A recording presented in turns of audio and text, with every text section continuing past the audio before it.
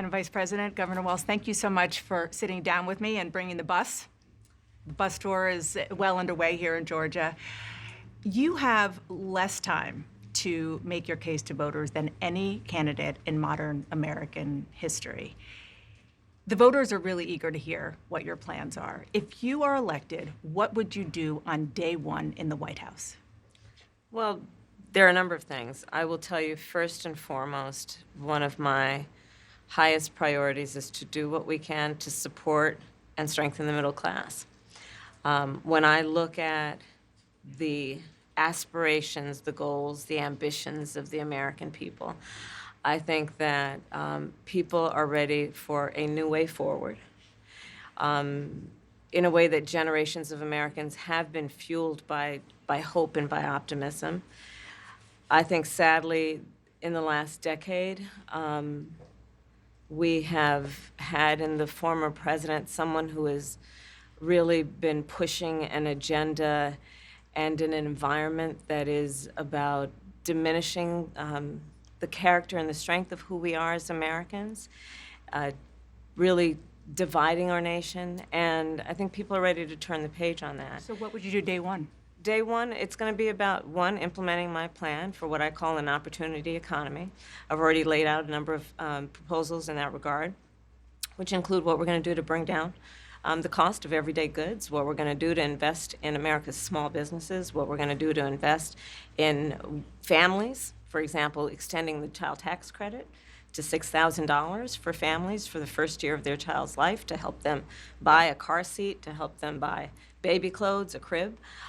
There's the work that we're going to do that is about investing in the American family around affordable housing, a big issue in our country right now. So there are a number of things on day one. What about you? Well, I'm excited about this agenda, too. As I said, the idea of inspiring America to what can be. And I think many of these things that the Vice President's proposing are things that we share in values. And the child tax credit is one we know that reduces childhood poverty by 1/3. We did it in Minnesota. To have a federal partner in this, unbelievable, I think, in the impact that we can make. You talked about, you call it the opportunity economy. You are well aware that right now many Americans are struggling. There's a crisis of affordability. One of your campaign themes is we're not going back. But I wonder what you say to voters who do want to go back when it comes to the economy specifically, because their groceries were less expensive, housing was more affordable when Donald Trump was president.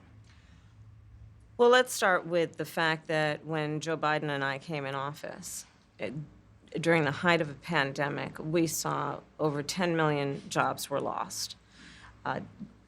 People, I mean, literally, we were all tracking the numbers. Hundreds of people a day were dying because of COVID. The economy had crashed. In large part, all of that because of mismanagement by Donald Trump of that crisis.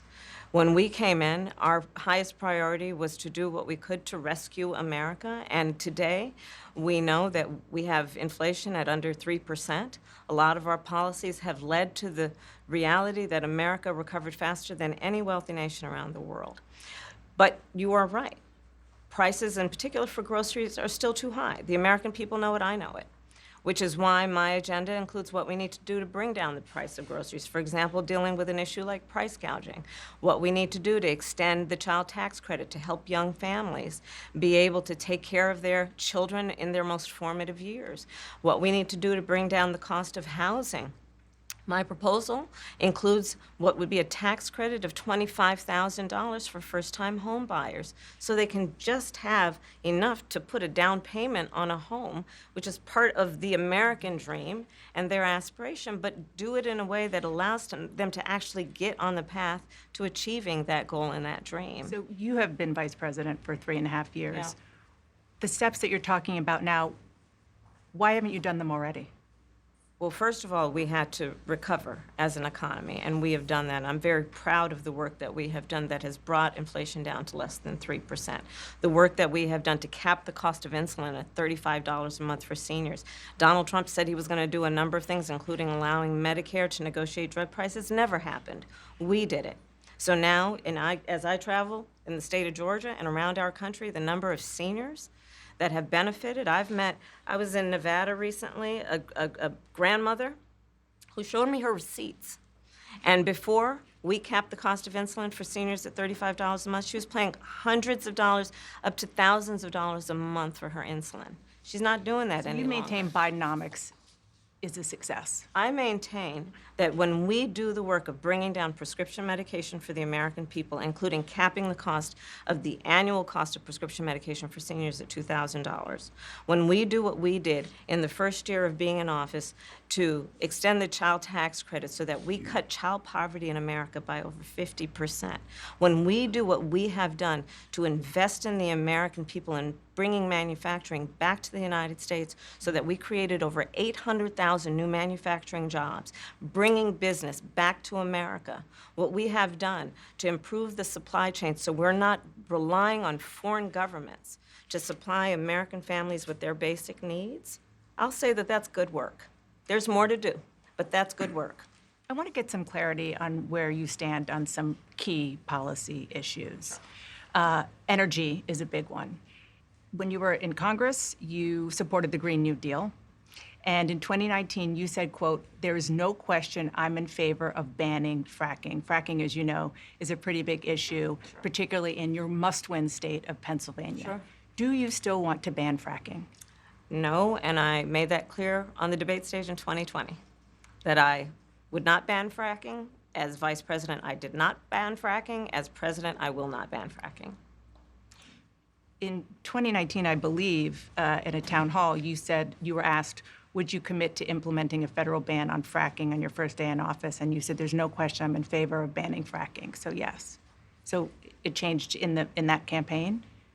In 2020, I made very clear where I stand. We are in 2024, and I've not changed that position, nor will I going forward. I kept my word, and I will keep my word. What made you change that position at the time?